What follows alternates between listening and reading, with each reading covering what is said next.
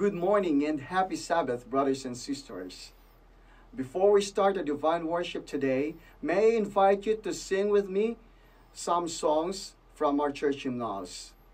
So we'll be singing, Rejoice ye pure in heart, The Lord in Zion reigneth, and O worship the King. But before we start, let us pause for a moment and feel the presence of our Lord as we pause for a word of prayer. Our Father who art in heaven, great is thy name and worthy to be praised. Cleanse us and purge us, that we may be worthy to worship you today. And Father, as we sing praises to thee, may we ask thy holy angels to join us in singing. Send us also thy Holy Spirit, that our thoughts be aligned to thee. In Jesus' mighty name we pray. Amen.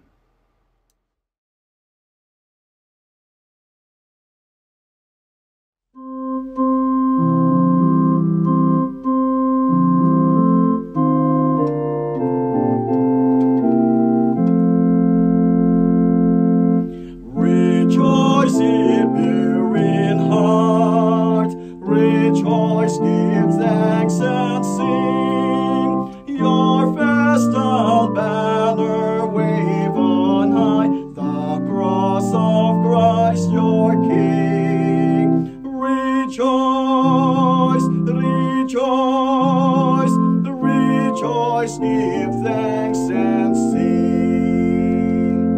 With voices full and strong, as ocean surging praise, send forth the sturdy hymns of old, the psalms of ancient days. Rejoice, rejoice, rejoice, give thanks and sing.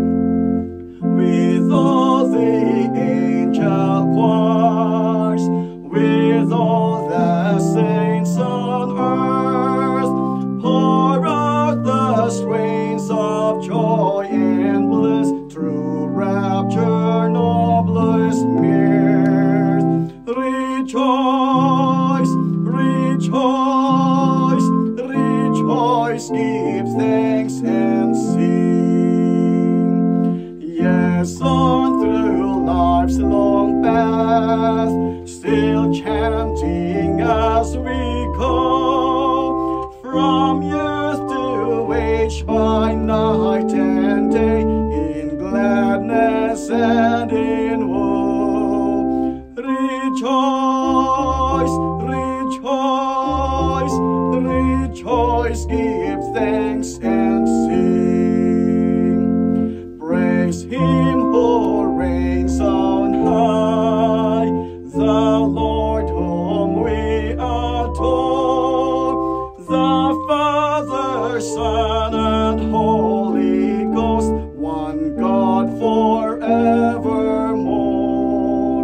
Rejoice, rejoice, rejoice, give thanks and sing.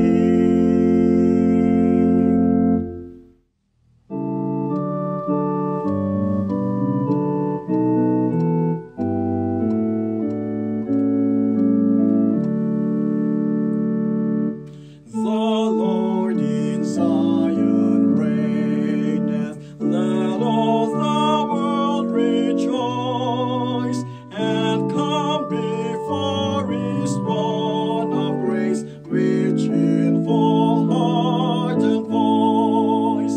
The Lord in Zion reigneth, and there His praise shall ring. To Him shall princes bend the knee, and kings their glory bring. The Lord in Zion reigneth, and who so great as He? The depths of earth are in His hands, He rules the mighty sea. Oh, crown His name with honor, and let His standard wave, till distant us beyond the deep shall own His power to save. The Lord in Zion reigneth, these ours to Him belong.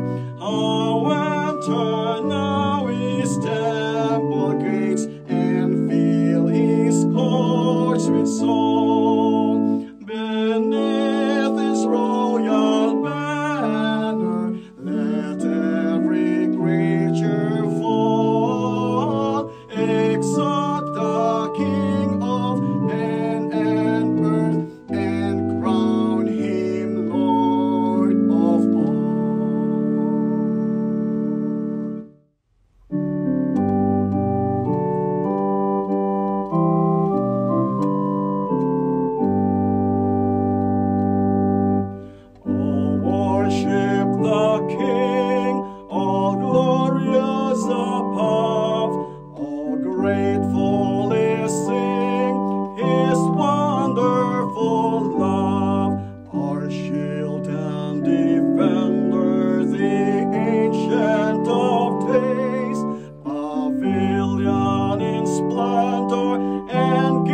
exalted with praise. Oh, tell of His might. Aming mga kapatid, at maligayang araw po ng Sabado. Welcome po sa ating praise program ngayong umaga.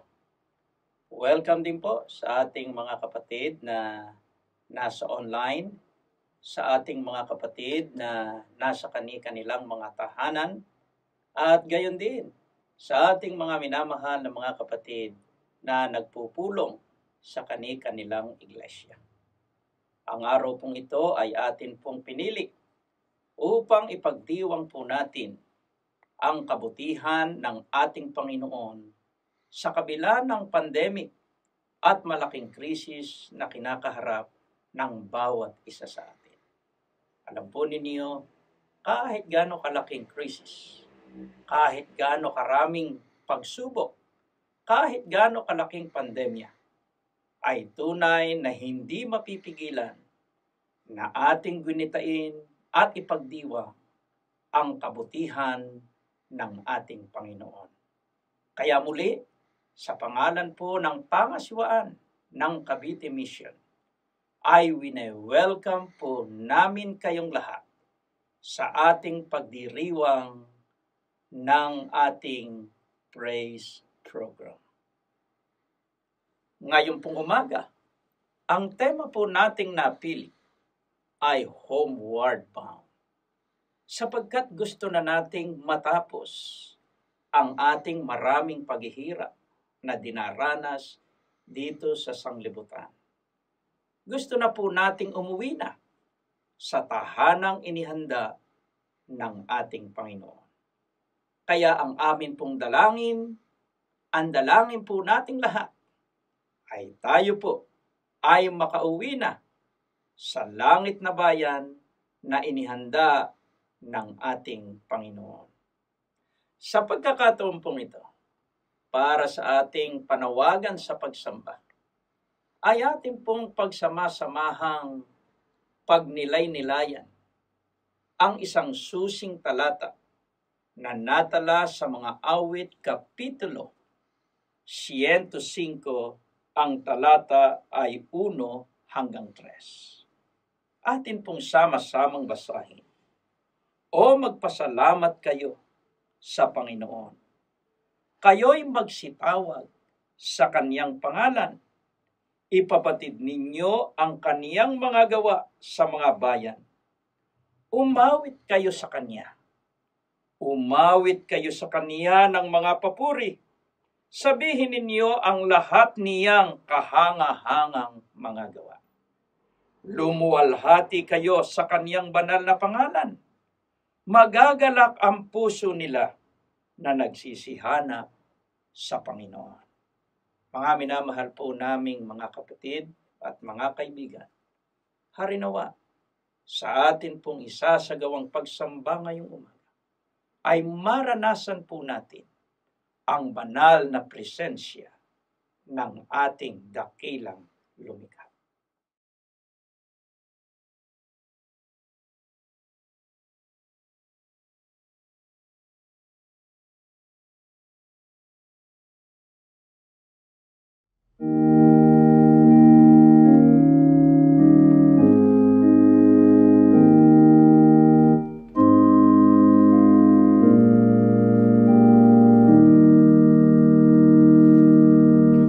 Holy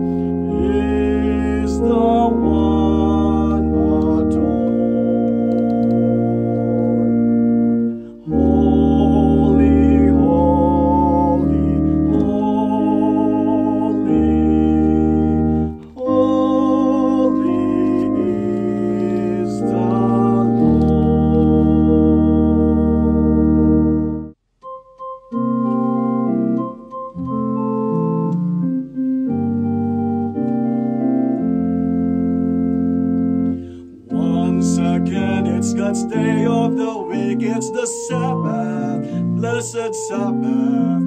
After 6 days of war, to his temple we come to adore and worship the Lord. It's the Sabbath, blessed Sabbath, seventh day made by God for rest. It's the Sabbath, blessed Sabbath, holy day sanctified and blessed. Tayo po ay manalangin. Ama naming mapagpala, Diyos na mahabagin, kayo na siyang may lalang ng langit at ng lupa. Kayo na siyang aming pinaglilingkuran, Diyos na tunay at sinasamba lalo't tigit sa mga oras na ito. Aming samot dalangin, amin pong hinihiling sa inyo ang pagkasi ng banal na Espiritu. Saan man kami naroon, sa church, sa aming kanya-kanyang sambahayan na nanunood, at inyo po kaming pag-isahin sa iisang paraan ng pagpuri at pasasalamat sa inyo. Maraming salamat dahilan sa inyong dakilang pag-ibig sa pangalan ni Jesus. Amen. Amen.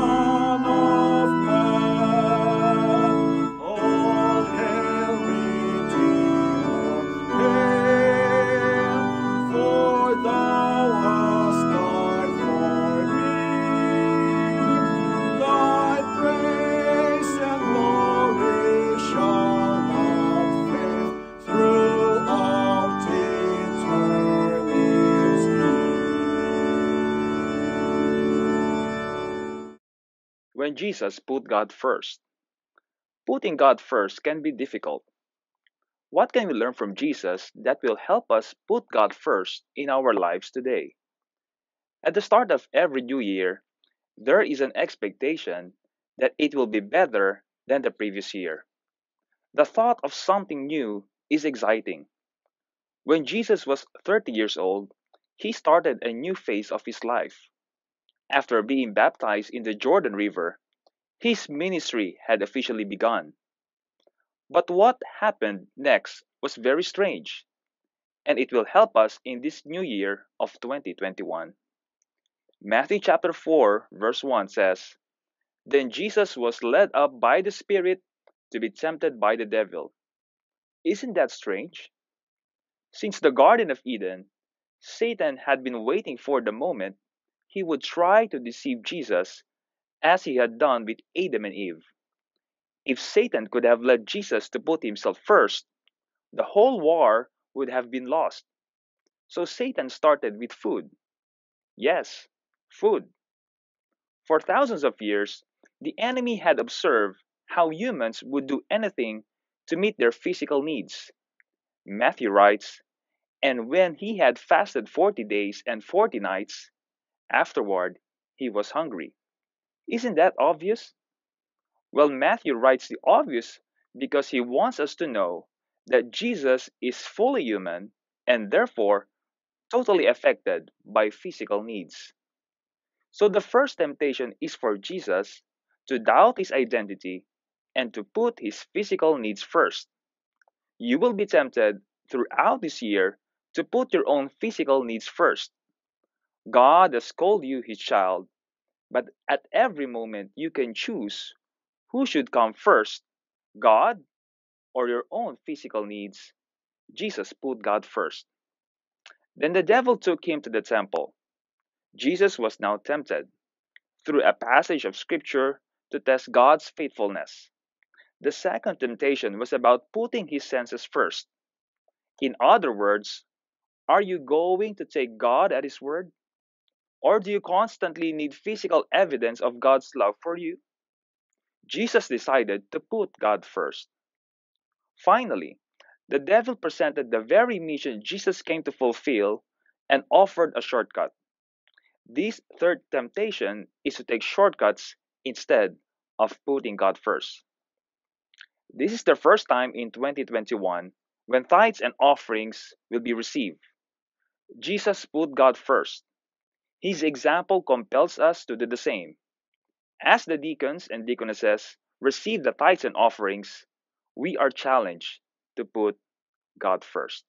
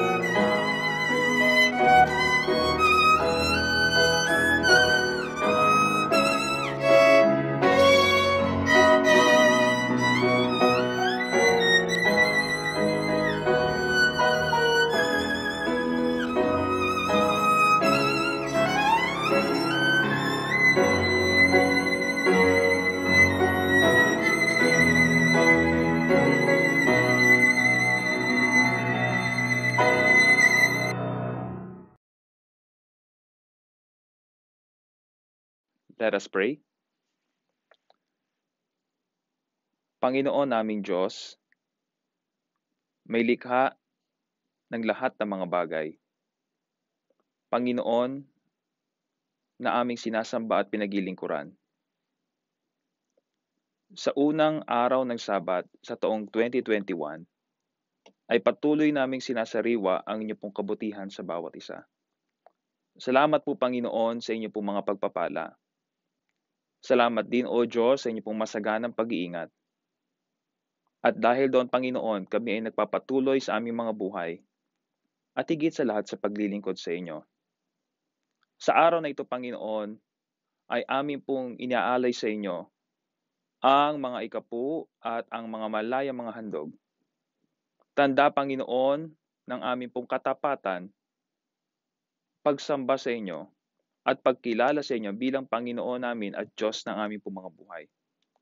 Salamat po Panginoon sa inyo pong masaganang kabutihan. Inyo pong pagpalain Panginoon ang mga halagang ito. Patuloy pong gamitin sa inyo pong banal at nagtatapos na gawain. Inyo rin pong patuloy na alalahanin ang mga kapatiran na sa kanila pong pagbabalik ng mga tapat na maikapo at mga malayang handog ay patuloy po silang sumagana sa inyo pong biyaya at pagpapala. Alalahanin niyo po patuloy, Panginoon, ang buhay at kabuhayan ng bawat isa. Patuloy pong proteksyonan at ingatan, lalo tigit sa panahon na ito, na meron pong krisis na nararanasan ng bawat isa.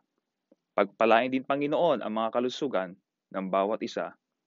Salamat po, Panginoon, sa pangako na inyo pong tinanggap ang aming pong panalangin. Muli ay aming pong tinatalaga ang aming pong mga sarili sa inyo sa panibagong taon na ito, sa pangalan ng mahal na Panginoong Hesus. Amen.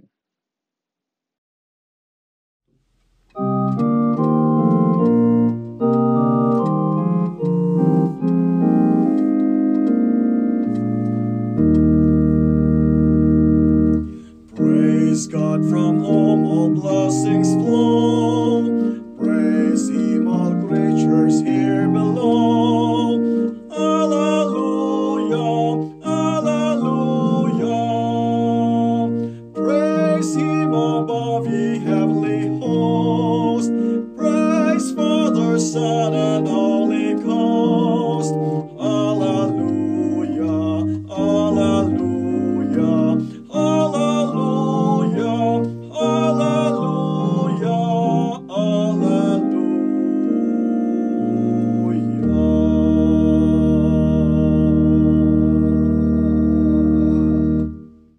Ang ating pong scripture reading sa umagang ito ay masusumpungan sa Matthew chapter 25 verses 1 to 46. Akin pong babasahin. Then the kingdom of heaven shall be likened to 10 virgins who took their lamps and went out to meet the bridegroom. Verse 46. And then this will go away into everlasting punishment, but the righteous into eternal life. Akin pong inaanyayahan ang lahat na tayo po ay magalang nagpagsipanukdoon para po sa ating pananalangin.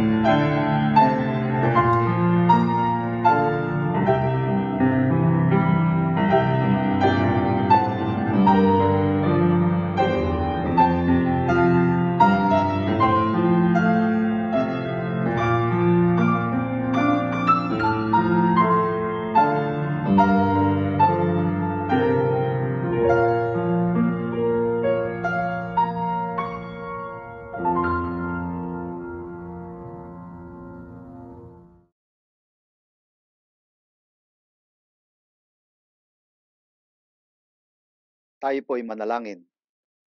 Makapangyarihan Diyos, dakila po kayo sa lahat. Kayo na aming Diyos na sinasamba. Kayo po ang siyang tumawag sa bawat isa po sa amin.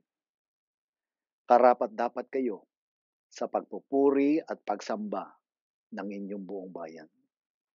Kami po ay nagagalak na sa unang araw ng Sabat ng taong 2021, ang inyo pong bayan sa buong Cavite Mission, kami po ay nagkakatipon upang magbigay papuri at luwalhati po sa inyo. Dakilang Diyos, sa taong 2020, ang buong bayan na inyong mga anak sa buong Cavite, naranasan po namin ang inyong kagandahang loob. Naranasan po namin ang inyong banal na patnubay. At lalong higit, O Diyos, naramdaman ng inyong bayan. Kayo ang Diyos na dakila na nagmamalasakit sa inyong mga bayan. Mahal na Diyos, nais po naming magpakumbaba ng aming mga sarili. Humihingi kami ng kapatawaran sa lahat po ng aming mga pagkukulang at pagkakasala. Nagpapasalamat kami, Panginoon, sapagkat sagana ang inyong biyaya na kami ay patawarin sa lahat po ng aming mga pagkukulang at pagkakasala. Pinasasalamatan po namin kayo, O Diyos, na sa taong 2020, kami ng inyong mga anak sa buong Cavite, naranasan po namin ang inyong patnubay. O mahal na Diyos, ang inyong bayan ay dumaan sa mga pagsubok, sa mga trials, sa pagbubukas ng taon. Ang eruption ng Taal Volcano ay naranasan ng inyong bayan. Dadapwat ito ay lalong nagpatingkad sa amin, sapagkat kayo po ang Diyos na tumawag. Inyong ipinagkaloob po sa amin na makapaglingkod sa aming mga kababayan sa Batangas at sa nearby na naapektuhan ng Taal Volcano, na kami po na inyong mga anak sa buong Cavite naghawak-hawak ang kamay upang iabot ang pag-ibig ng langit na matulungan namin sila sa maliit na kaparaanan na amin pong makakayanan. Nagpapasalamat din kami, O Diyos, sapagkat sa taong ito, naranasan ng buong mundo, ganoon din dito po sa amin sa Cavite, ang pandemya ng COVID-19. Mahal na Diyos, lalo po itong nakatulong sa amin na kami maging malapit po sa inyo. Hindi mo kami pinabayaan sa kabila po ng mahigpit na ECQ protocol ng gobyerno. Ang inyong bayan na hindi nagkaroon ng pagkakataon na magkaroon ng pagsasama-samang pagsambang pisikal. Dadapwat kayo, O Diyos, ay aming pinasasalamatan sapagkat ang technology ay inyong ipinabatid sa inyong mga tanging leader na kami po'y hindi nahadlangan sa pagsamba at pagpupulong ng inyong bayan. Salamat po, Panginoon. Meron kaming mga virtual worship, mga Facebook Live. Mahal na Diyos, kami po'y nagagalak. Hindi maaaring mahadlangan ng anumang mga natural calamity, ng anumang mga pagsubok ang inyong bayan sapagkat kami merong makapangyarihang Diyos. Pinasasalamatan po namin kayo, Diyos, bagamat marami sa amin ay nawala ng hanap buhay, napatigil ang mga kampanya, pabrika na pinapasukan ng marami po sa amin. Ganoon din ang mga simpleng mga drivers, mga tricycle drivers, mga maliliit naming hanap buhay, O Diyos, sa gawa ng COVID-19, naapektuhan ang aming mga hanap buhay. Dadapwat lalo naming napatunayan kayo ang Diyos na hindi nagpapabaya sa inyong bayan. Sinapatan mo po ang aming pangangailangan. Kayo po ang nagpo-provide ng mga encouragement at upang ang inyong bayan ay lalo pang makapag-ministry sa mga kababayan po namin na lalong higit na nangangailangan ng pag-asa. Salamat po ng marami, O Diyos, ng inyong mga iglesia, mga companies, mga group of believers, mga church planters, sama-sama mong ginamit upang magbigay ng pag-asa sa gitna po ng crisis ang aming Diyos. Kayo na aming pinaglilingkuran, ang Diyos na makapangyarihan po sa lahat. Kaya po sa umagang ito, sa aming praise program na ito, hindi po namin mabilang ang pagpupuri at pagluwalhati ang inyong kadakilaan. Purihin ang iyong banal na pangalan, O Diyos. Mangyari nawa, Ama, na sa umaga pong ito, na sa aming pananambahang ito, iparanas mo sa amin na muli ang inyong kagandahang loob. Inadalangin po namin ang aming pong mahal na Pangulo na siyang maghahati-hati ng tinapay ng buhay. Gamitin mo po siyang makapangyarihan, O Diyos. Magsalita ka po sa Kanya upang kami na inyong mga anak, mapakinggan po namin ang tinig ng aming Panginoon. Mahal na Diyos, hindi rin po namin nakakalimutan na sa umagang ito, idalangin ang aming mga kapatid na merong karamdaman. Hipuin mo po sila, Panginoon. Mga kapatid na nawala ng hanap buhay, dinadalangin po namin kayo po, Panginoon, na magkaloob sa kanila ng kanilang araw-araw na pangangailangan at makasumpong po sila ng pagpapala po ng langit. Dinadalangin din po namin ang mga kabataan, mga estudyante na nagkakaroon ng kanilang pagpasok sa kanilang paaralan sa pamamagitan po ng online. Panginoon, salamat po. Gumagawa kayo ng paraan. Papaano namin matutugunan ang aming araw-araw na pamumuhay? Maraming din po salamat, Panginoon, sa maraming mga kaluluwang nadala po sa inyong banalapanan ang Cavite Mission. Ibinabalik po namin ang papuri po sa inyo. Salamat po, Panginoon, sa mga manggagawa sa Bukidnon, ang mga district pastors, ang mga church planters, ang bawat iglesia na kinakatawanan po ng aming pagtitipong ito. Ibinabalik po namin ang lahat ng karangalan, papuri po sa inyo. Kayo po ang magpala at sa kawilan ng aming pong pagtitipon ng praise program nito sa virtual worship. Mahal na Diyos, kayo po ang magbigay ng mayamang bendisyon na kayo lamang ang papupurihan at aming paglilingkuran. Sa panibagong taon, O Diyos, muli mo kami amang gamitin. Lord, we will go para po sa pagsulong ng inyong banal na buhay. Kayo lamang maparangalan, sa iyo lamang kalwalatian. Salamat po, Ama, sa pagtugon sa aming mga dalangin. Sa pangalan po ni Jesus. Amen.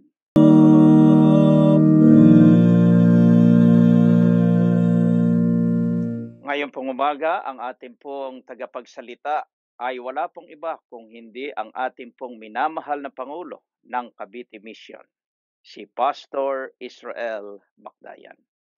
Siya po ay naglingkod sa Central Luzon Conference bilang Stewardship Director at bilang Executive Secretary. At ngayon po na ang Cavite ay maging ganap na isang misyon sapagkat ang banal na gawain ay tunay na lumalago. Siya po ang pinili ng ating Panginoon upang tayo po ay kaniyang pangunahan sa isang mas mataas na antas ng kabanalan ng buhay. At ngayon, ibigay po natin ang panahon sa Kanya.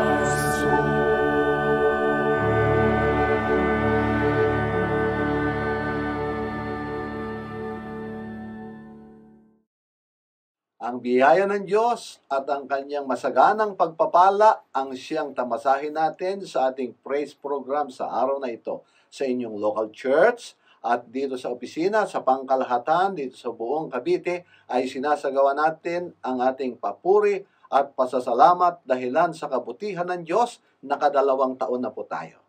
At ang ating pag-aaral, sapagkat ang tema natin pauwi na po tayo, ang ating focus ay ang Mateo 25. Sa Mateo 25 ay natala ang tatlong nasaysay na bagay bago tayo umuwi sa langit. Ito ay ang parabola ng 10 dalaga, parabola ng talento, at ang anak ng tao'y hahatulan ang mga bansa pagdating niya. Napakabuti ang matututunan natin sa pagtatapos ng kasaysayan ng bayan ng Diyos. Ang tatlong nasaysay sa huling sermon bago siya ipako sa krus ay kailangan nating malaman at maisagawa ang mga ito nang tayo ay makauwi na sa tahanang inihanda sa atin ng ating Panginoon. Pumunta tayo doon sa Mateo 25, 1 hanggang 13. Kung mayroon kayong banal na kasulatan na hawak-hawak, ay i-focus po natin. Ang kasaysayan ng 10 dalaga ay kasaysayan ng iglesia bago dumating si Jesus. Ang sabi sa Christ Object Lesson 406, paragraph 2. Ano po? Kaya napakahalaga na malaman natin ang bagay na ito sapagkat merong kinalaman sa iyo at sa akin at sa ating iglesia. Lahat sila ay mga dalagang naghihintay sa nobyo. Lahat sila ay may dalang ilawan. Talagang handa sila, okay? Ang 5 ay tinawag na mangmang dahil hindi sila handa at wala silang dalang langis. At ang 5 naman ay tinawag na matalino, okay? Handa at may dalang langis ang kanilang ilawan. Ang ilawan ay ang salita ng Diyos. Ang salita mo'y ilawan sa aking paa at liwanag sa aking landas. Awit 119, 105. Ang langis naman ay sumisimbolo sa banal na espiritu. Ayon sa Zacarias 4, 1 hanggang 14, ang langis ay sumisimbolo sa banal na espiritu.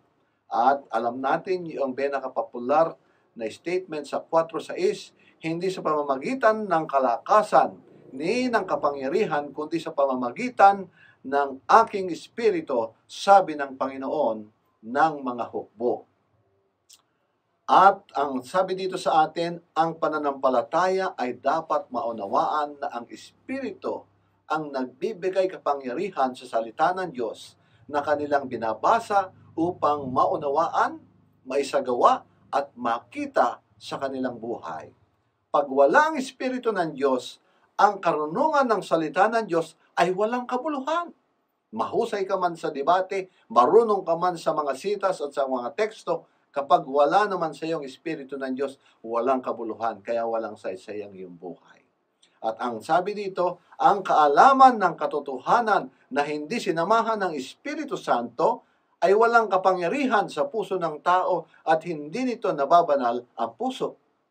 At ang tao ay hindi nakikilala ang maling turo ni Satanas. Christ Object Lesson 408, paragraph 3. So ano man ang gawin ng tao, kapag hindi niya hiniling ang kapangyarihan ng banal na espiritu at hindi siya nagpapasakop at gumagawa siya ng taliwas, bagamat mahusay siya sa teksto, walang kwenta. Walang kasaysay-saysay. Kaya napakarami mga taong mahuhusay sa debate, mahuhusay sa teksto, pero walang kapangyarihan ang kanilang buhay at hindi nito nababago. Isa pang statement sa Spirit of Prophecy na Christ Object Lesson, page 419, paragraph 2, ito naman ang sinasabi, karapatan ng bawat kaluluwa na maging buhay na daluyan upang ihayag ng Diyos sa sanlibutan ang kayamanan, ang kanyang biyaya, at makamtan ang hindi masayop na kayamanan ni Kristo. Wow, what a statement. Walang ibang masidhing naisin si Kristo sa kanyang mga lingkod kundi ihayag ang kanyang espiritu at pag-uugali.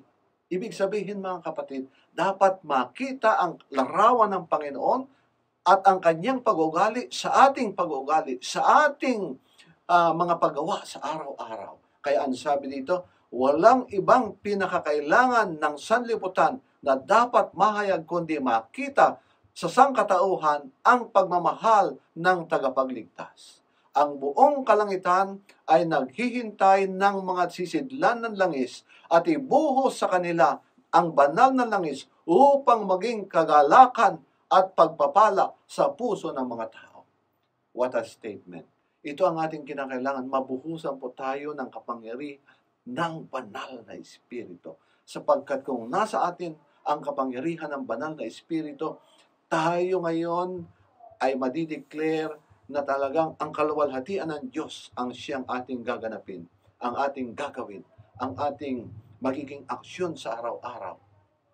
At madadalisay ang ating buhay at maging sisidlang hirang tayo na siyang karapat-dapat na makita ng mga tao. Pag ito ang siyang nakita sa atin, ang sabi sa atin sa Spirit of Prophecy ay handa na tayong umuwi sa langit na bayan.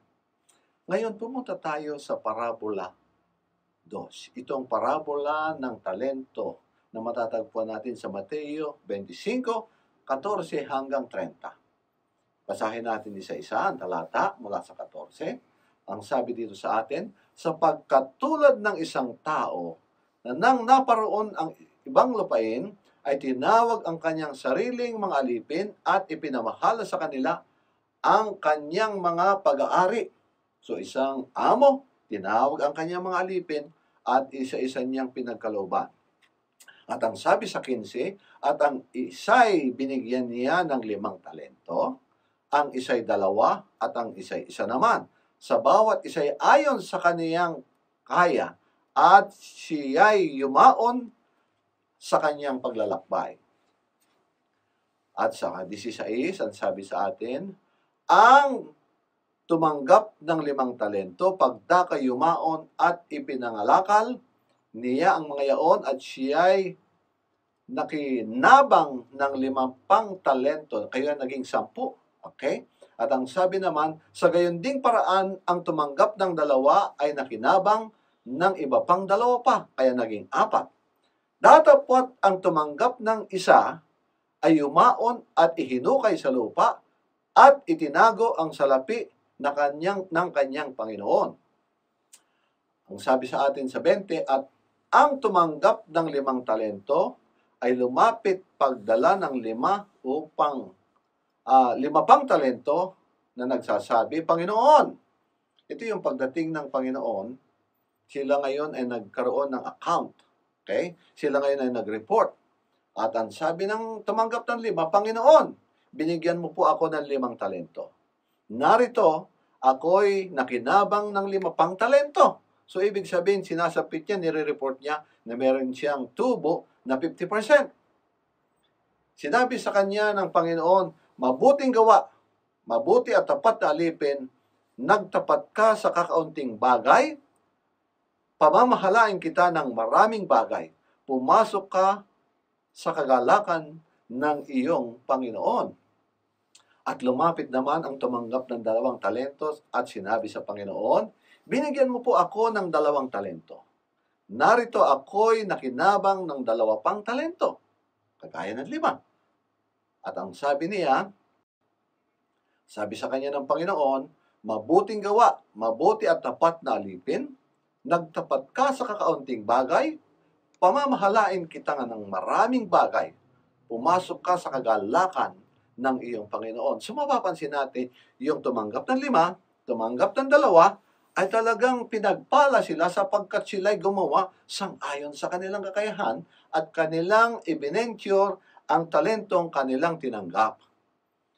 At lumapit naman ang tumanggap ng 1 talento at sinabi, Panginoon, nakikilala kita na ikaw ay taong mapagmatigas. Aba, trinitin pa niya ang kanyang amo.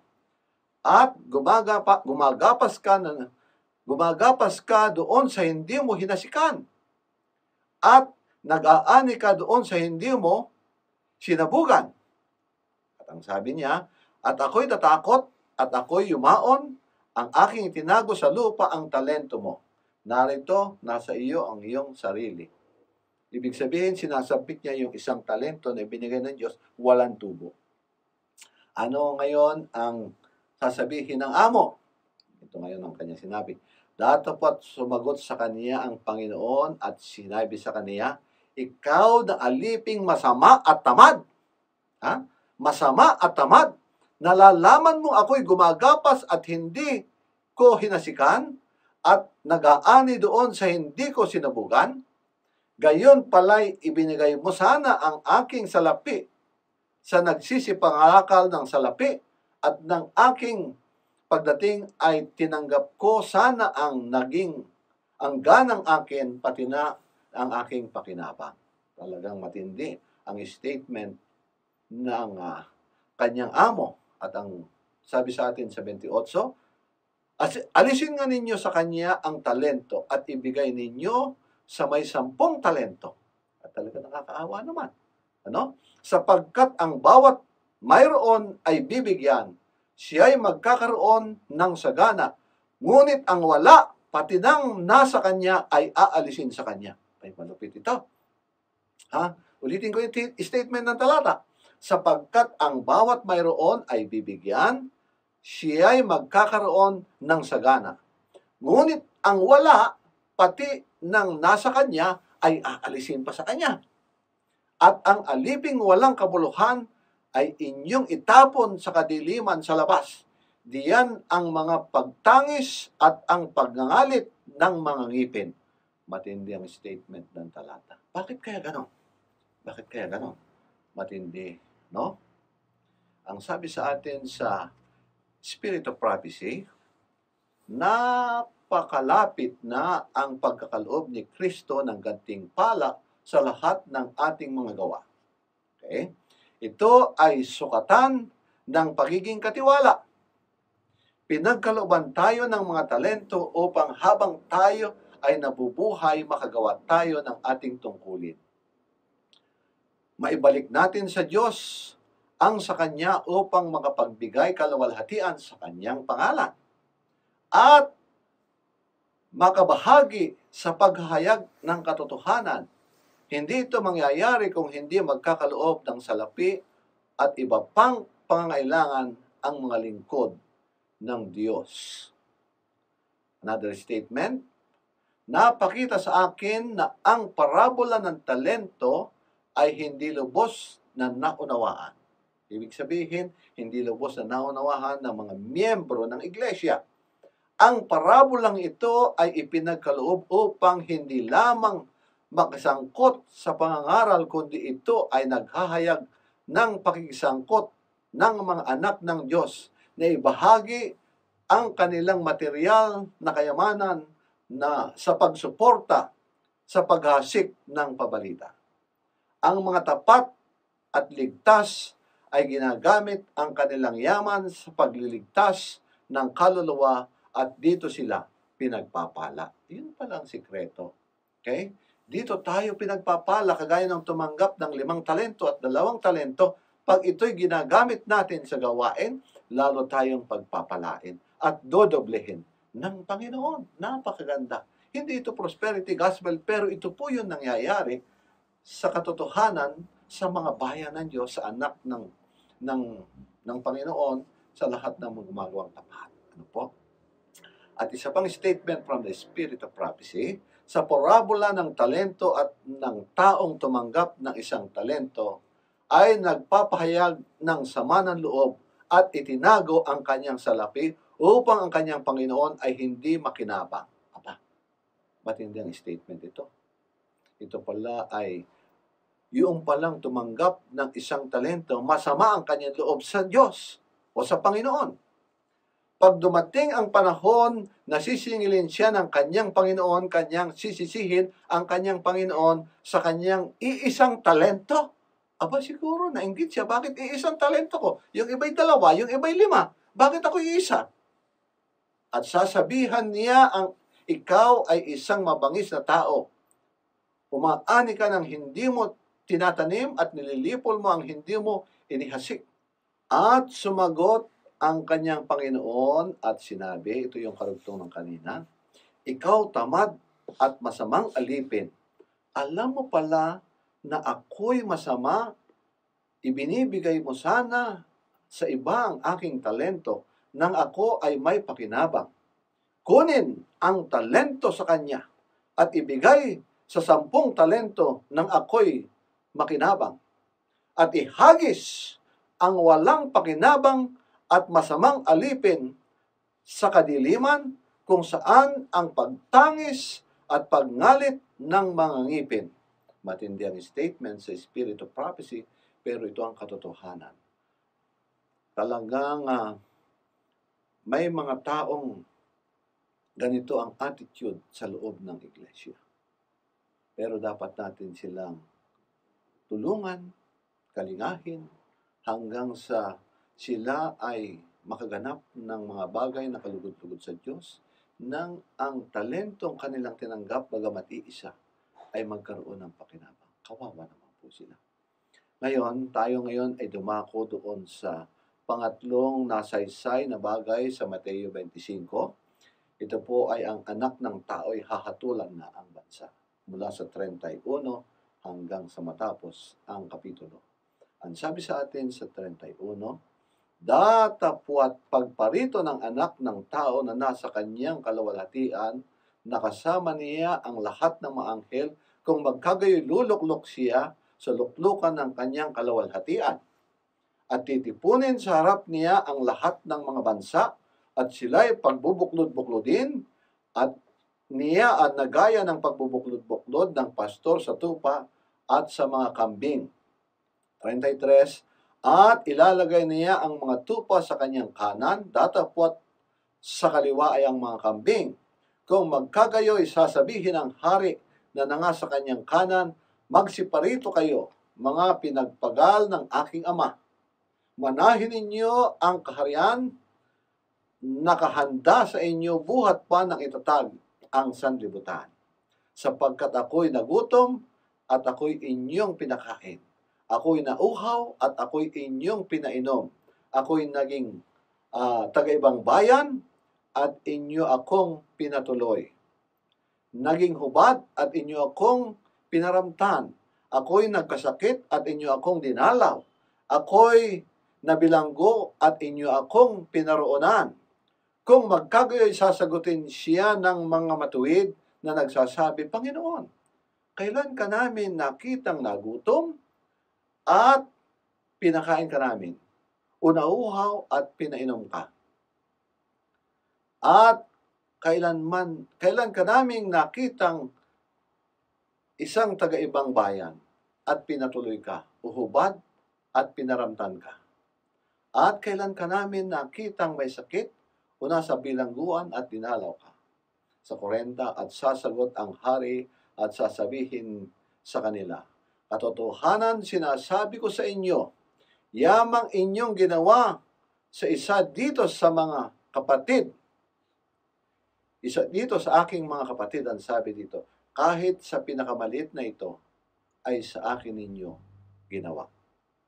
Ito'y napakahalaga na statement. Kaya yung palang pagtrato natin sa ating pinakamaliit na kapatid, pinakamaliit na bahagi ng church, ay ginagawa natin sa Panginoon, sapagkat ang church ay ang katawan ni Kristo. Ito naman doon sa mga tao na nasa kanyang kaliwa. Kung magkagayoy, sasabihin naman niya sa mga nasa kaliwa, magsilayo kayo sa akin, kayong mga sinumpa at pasaapoy na walang hanggan, na inihanda sa diablo at sa kanyang mga anghel, sapagkat ako'y nagutom at hindi ninyo ako pinakain. Ako'y nauhaw at hindi ninyo ako pinainom. Ako'y naging isang taga-ibang bayan at hindi ninyo ako pinatuloy. Hubad at hindi ninyo ako pinaramtan. May sakit at nasa bilangguan, hindi ninyo ako dinalaw. Kung magkagayoy, sila may nagsisagot na nagsisipagsabi, Panginoon, kailan pa namin nakitang nagutom o nauhaw, o isang taga-ibang bayan, o hubad, o may sakit, o nasa bilangguan at hindi ka namin pinaglingkuran? Kung magkagayoy sila'y sasagutin niya at sasabihin, katotohanan sinasabi ko sa inyo, na yamang hindi niyo ginawa sa maliit na ito, ay hindi ninyo ginawa sa akin. At ang mga ito'y nangagparoon ng walang hanggang kaparusahan, datapot ang mga matuwid ay nasa walang hanggang buhay. Wow, what a statement. Ito po yung dalawang uri ng tao pagdating ng araw. Ang isa ay maliligtas, ang isa ay parurusahan. So ating piliin kung tayo'y gusto ng umuwi sa langit na bayan, ay talagang gumawa tayo ng mga bagay na kalugod-lugod sa Diyos at yung mga pinakamaliliit na mga tao na kakilala natin ay paglingkuran natin at gawin natin kalugod-lugod sa Diyos.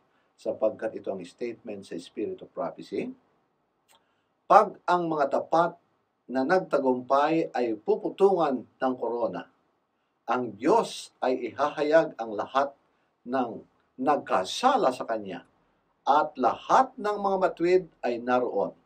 Makikita nila ang hukom si Jesucristo ang siyang pinako sa krus dahil sa kanila. Wow! Kung kayo naroon pagdating ng araw, siguro ay makikita ninyo ito ang dahilan kung bakit ako naligtas. Dahilan sa kanyang dakilang sakripisyo ay narito ako ngayon sa langit na bayan sapagkat ako'y nanalig at sumampalataya sa Kanya. At ang sabi dito sa statement, ang anak ng tao ay darating sa kanyang kaluwalhatian at ang karamihan ng mga ligtas sa lahat ng bansa na nasa harap niya. Ang Ama ay walang hinatulan na tao. Pinagkalooban ng paghatol ang paghatol sa anak. So ang anak, siyang tagapagligtas, siyang tumubos sa atin, ay siya rin pala ang hahatol sa atin. Kung tayo'y karapat-dapat sa langit na bayan, kung hindi tayo karapat-dapat sa kaparusahan. At ang sabi dito sa atin, ang inyong pakiramdam at salita na laban sa iyong kapatid ay nakatala sa aklat ng alaala sa langit. Ito'y ginawa ninyo kay Kristo sa kaatauhan ng kanyang mga banal. So, ibig sabihin, yung palang miyembro maliliit sa church, yung miyembro pinakamaliit na hamak sa church, ay huwag nating hamakin sapagkat kung anong ginagawa natin sa kanila, ginagawa natin kay Kristo sapagkat tinubos ng kanyang dugo sa krus ng Kalbaryo ang mga yan. Pati na yung ating mga katulong, pati na yung ating mga anak, pati na yung taga-ibang lupa na hindi natin kilala na miyembro ng church, ay dapat itrato natin bilang mga anak ng Diyos na tunay sapagkat sila'y mahalaga sa Panginoon. At ang sabi ganon, sapagkat ginawa ninyo sa pinakamaliit kong kapatid, ginawa ninyo ito sa akin. Another statement from the Spirit of Prophecy, mangag-ibigan kayo sa isa't isa, gaya ng pagmamahal ko sa inyo. Ang sabi ganon. Gaano kataas, gaano kalalim, at gaano kalawak ang pag-ibig? Yan ang statement. Ang pag-ibig na ito ay hindi lamang para sa ilang tinatangi natin. Okay? Ito ay inaabot ang pinakamababa at pinakaabang nilalang ng Diyos. Sabi ni Jesus, sapagkat ginawa ninyo sa isa sa pinakamalit ninyong mga kapatid, ginawa ninyo ito sa akin. Kaya nga kung tayo ay nagkakaroon ng pagkakaloob, ipagkaloob natin sa lahat. What is due to the highest people in the position should also be due to the lowest person in the group. Kaya dapat ay pare-pareho, pantay-pantay. Huwag po tayong magtatangi. Manapay, mahalin natin ang lahat ng tao. Kaya nga ang samo sa atin, magpakalapit tayo sa Espiritu Santo. Yun yung appeal sa unang bahagi. Ano po? Bakit kailangan ng langis? Doon sa Matthew Kapitulo 25, yung unang bahagi, yung pong langis na kinakatawanan ng daladala ng 5 dalaga ay ang Espiritu Santo. kinakailangan sa ating paghintay sa Panginoon para tayo makauwi na ng lubos. Kailangan natin ang ministeryo ng banal na Espiritu. Ito'y napakahalaga. Dapat ma-realize ng bawat mananampalataya na sila ay nangangailangan, lahat tayo ay nangangailangan ng ministeryo ng banal na Espiritu upang lalo tayong karapat-dapat.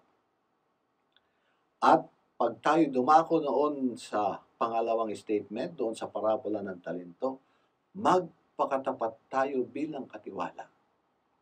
Kailangan natin na talagang magtapat na nga tayo. Kung gusto na nating makauwi sa langit na bayan, kailangan natin ng Espiritu Santo. Kung gusto na nating makauwi sa langit na bayan, magtapat na nga tayo bilang mga katiwala.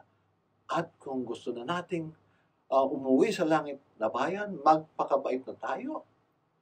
Magpasensya tayo ng lubos.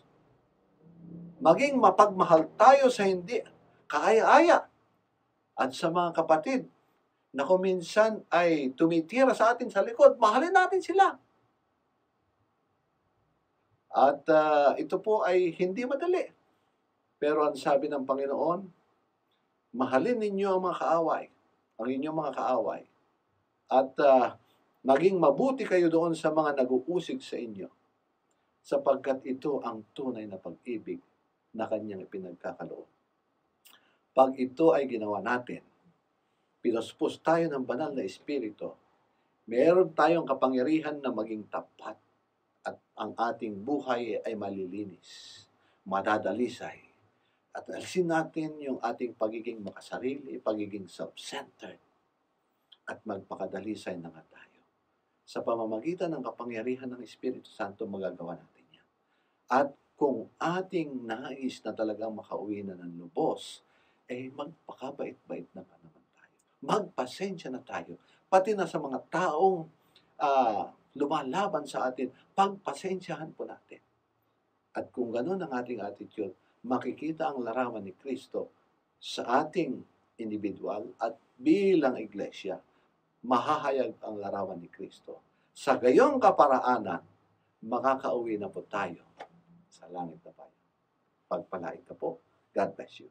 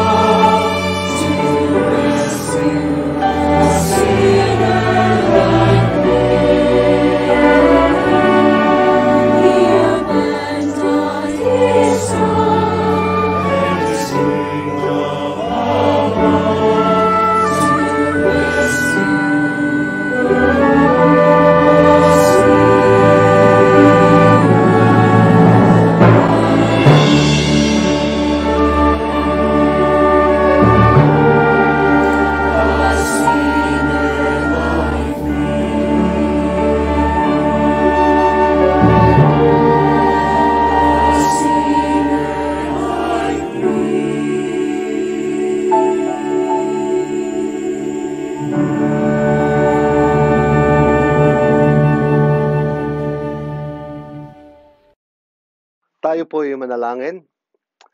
Ama naming Diyos na mapagpala,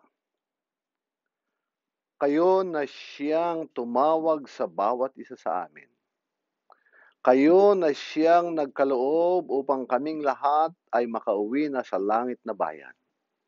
Ama, aming hinihiling lalo tigit ang pagtitiyaga ng banal na Espiritu sa bawat isa. Tulungan po ninyo kaming magpakalapit-lapit sa inyo. Mahalin namin ang inyong banal na salita at patuloy naming maranasan ang inyong pakikisama sa araw-araw. At aming hiling, Panginoon, na lalong mapalapit kami sa inyo sa tuwi-tuwi na hanggang sa dumating ang panahon na napakalapit kami sa inyo kung saan ay dadating ng aming dakilang tagapagligtas. Amin din hinihiling, O Diyos, na tulungan ninyong magtapat ang bawat isa sa amin. Maranasan namin ang inyong lubos-lubos na biyaya at bendisyon dahilan sa inyong kabaitan, dahilan sa inyong kagandahan loob. At patuloy naming mararanasan ang bagay na ito at lalo kaming malubos at madalisay sa aming pagtatapat sa inyong banal na bukiran.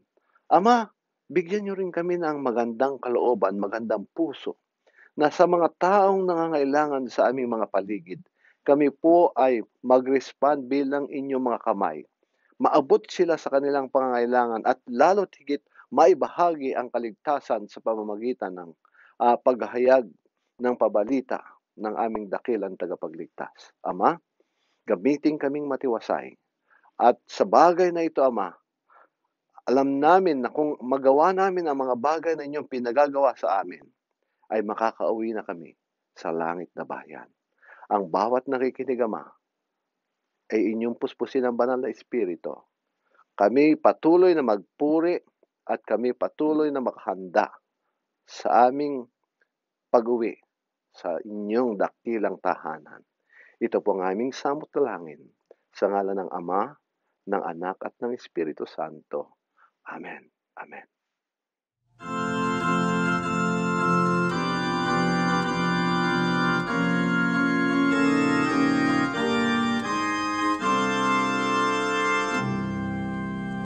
Lift up the trumpet and loud let it ring. Jesus is coming again. Cheer up, ye pilgrims, be joyful and sing. Jesus is coming again. We have this hope that burns within our hearts. Faith in the promise of His word. We believe that time is near when the nations far and near shall awake and shout and sing. Hallelujah, Christ is King.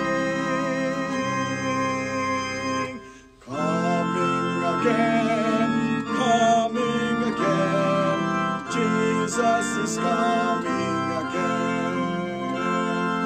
We have this hope that burns within our hearts.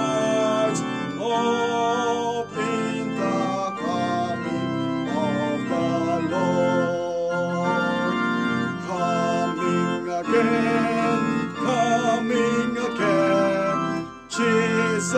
is gone.